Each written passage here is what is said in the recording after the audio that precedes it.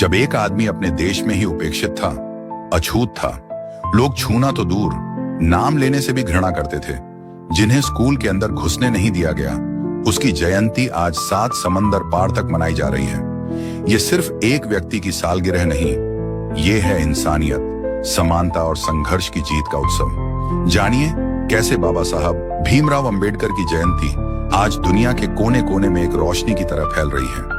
आज हम बात करेंगे कि भारत के अलावा और वो कौन कौन से देश हैं जहां 14 अप्रैल को बाबा साहब की जयंती मनाई जाती है। अगर इस वीडियो को आप पूरा नहीं देख सकते तो इसे यही छोड़ दीजिए, क्योंकि ये वीडियो बाबा साहब को अपना हीरो मानने वाले साथियों के लिए है।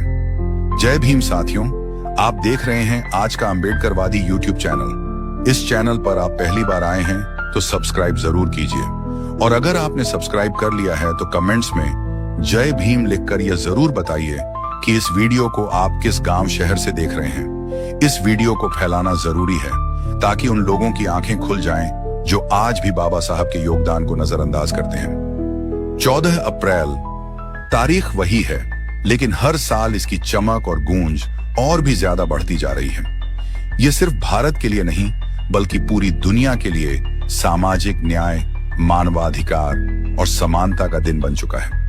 भारत की बात करें तो यह दिन किसी त्योहार से कम नहीं होता। हर राज्य, हर गली, हर चौराहे पर बाबा साहब की प्रतिमा को फूलों से सजाया जाता है। स्कूलों में भाषण होते हैं, जुलूस निकलते हैं और संविधान की शपथें ली जाती हैं। लेकिन इस बार 2025 में यह उत्सव सिर्फ यही नहीं रुकेगा।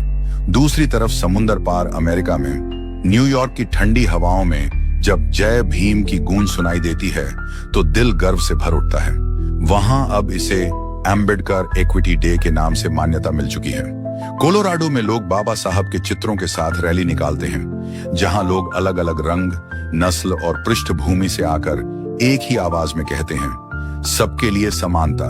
लंदन की टेम्स नदी किनारे, बर्मिंघम और लंदन के सभागारों में भारतीय मूल के लोग जमा होते हैं। उनकी आंखों में गर्व होता है और हाथों में संविधान। बच्चे भाषण देते हैं और बाबा साहब के विचारों पर चर्चा होती है। कनाडा के टोरंटो में बर्फीले मौसम में भी गर्मजोशी से मनाया जाता है डॉक्टर BR अंबेडकर दिन समानता।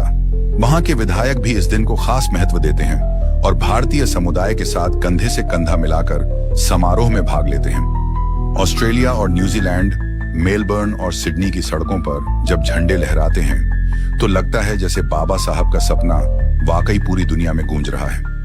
यहां तक कि जापान, जर्मनी और दक्षिण अफ्रीका तक, जहां छोटे स्तर पर ही सही लेकिन बाबा साहब को याद किया जाता है, वहां के बौद्ध अनुयायी और सामाजिक कार्यकर्ता मिलकर उनका जीवन याद करते हैं और उनकी शिक्षा को आगे बढ़ाते हैं। 2019 में एक रिपोर्ट ने दावा किया था कि बाबा साहब की जयंती 192 देशों में मनाई गई थी।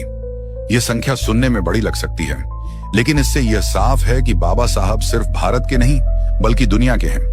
तो इस बार 2025 में भी जहां जहां इंसानियत है, जहां जहां समानता की पुकार है, वहां वहां बाबा साहब की जयंती मनाई जाएगी।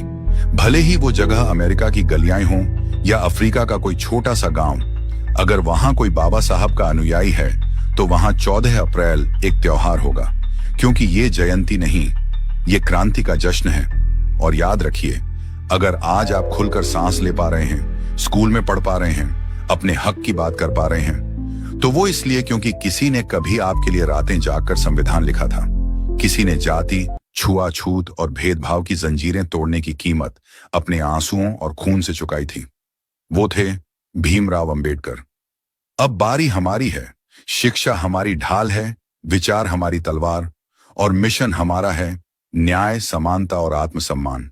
अगर आप भी इस क्रांति का हिस्सा बनना चाहते हैं, अगर आपके दिल में भी बाबा साहब के लिए वही आग है, तो इस मिशन में हमारे साथ जुड़िए। इस चैनल को सब्सक्राइब करें, वीडियो को शेयर करें और मिलकर आवाज बने उस भारत की जिसका सपना बाबा साहब ने देखा था। क्योंकि लड़ाई अभी बाकी है, क्रांति अभी जिंदा है और इतिहास फिर से लिखा जाएगा आपके साथ। जय भीम, जय भारत।